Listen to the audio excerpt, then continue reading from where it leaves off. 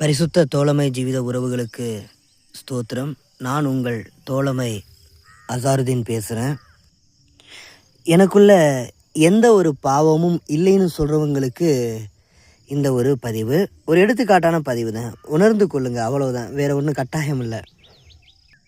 இது ஒரு நெற்பயிரோட தண்டு பகுதி.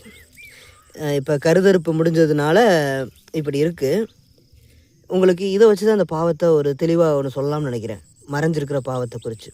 இப்போ இந்த தண்டு பகுதி நம்ம பார்வைக்கு தெரியுது, இதனுடைய வேறு பகுதி நம்மளுடைய கண்ணுக்கு தெரியலை. இது வேறு பகுதியை நம்ம பார்க்கணுன்னா என்ன பண்ணணும்? பாருங்கள் எவ்வளோ கஷ்டமாக இருக்குன்னு. பிடுங்கணும். கஷ்டப்பட்டு பிடுங்கி எடுத்ததுனால இதை பிடுங்கி எடுத்தாச்சு. ஸ்தோத்திரம். இப்போ இந்த வேறு பாவம், இந்த வேறு பாவம், இந்த வேறு இல்லாமல் இந்த தண்டு இல்லை. ஓகேவா? இந்த வேறு மண்ணுக்குள்ளே எப்படி மறைஞ்சிருக்கோ, மண்ணுக்குள்ளே பார்த்தீங்களா மறைஞ்சிருக்குல்ல, அதுபோல தான் நமக்குள்ளே இருக்கிறதான ஒவ்வொரு பாவங்களும் மறைஞ்சிருக்கு. வெளிப்படாமல் இருக்கிறதுனால நம்ம என்ன பண்ணிட்டோம்னா, எனக்குள்ளே பாவம் இல்லைன்னு சொல்லிட்டோம். ஆனால் இங்கு பாவம் நமக்குள்ளே மறைஞ்சிருக்கு. நல்லா புரிஞ்சுக்கிறணும், பாவம் நமக்குள்ளே மறைஞ்சிருக்கு, ஆனால் வெளிப்படலை.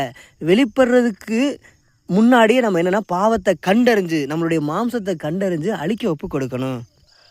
ஆவிக்குரிய பிள்ளைகள் ஒவ்வொருத்தவங்களும் பண்ணுற தப்பு என்னென்னா, பாவம் வெளிப்பட்ட உடனே தான் எனக்குள்ளே பாவம் இருக்குன்னு உணர்றீங்களே தவிர, அது வெளிப்படுறதுக்கு முன்னாடி மறைஞ்சிருக்கு இல்லையா, இந்த மண்ணுக்குள்ளே வேறு மறைஞ்சிருக்கிறது போல் நமக்குள்ளே மறைஞ்சிருக்கு. அந்த பாவத்தை நம்ம மறைஞ்சிருக்கும் போதே கண்டறிஞ்சு அதை அழிக்க ஒப்பு கொடுக்கணும்.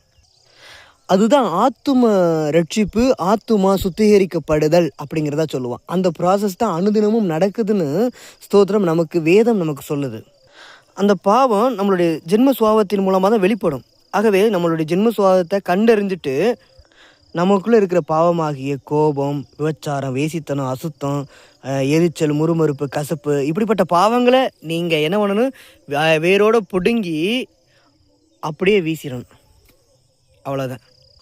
இப்போ தான் அந்த பகுதி பிடுங்கி எறியப்பட்டிருக்கு. அன்பினால் எல்லாத்தையும் பிடுங்கி எறியணும். கிறிஸ்துவனுடைய இரத்தத்தினால் அதை சுத்திகரிக்க ஒப்பு கொடுக்கணும் பிரியமானவர்களே. ஆகவே நம்மளுடைய பாவம் வெளிப்படுறதுக்கு முன்னாடியே நமக்குள்ளே மறைஞ்சிருக்கும் போதே அதை கண்டுபிடிச்சி அதை அழிக்க ஒப்பு கொடுக்கணும் சிலுவையில். அதுதான் உண்மையான சுத்திகரிப்பு என்பதை இந்த நேரத்தில் நான் உங்களோட பதிவிடுறேன். ஆகவே நமக்குள்ளே பாவம் இல்லை என்று சொல்லக்கூடாது. நமக்குள்ளே பாவம் மறைஞ்சிருக்கு. மறைஞ்சிருக்கிற பாவத்தை கண்டறிபவனே ஆவிக்குரியவன். அவனே ஆவிக்குரியவன், ஆவியில் வளர்ச்சி பெற்றவன்.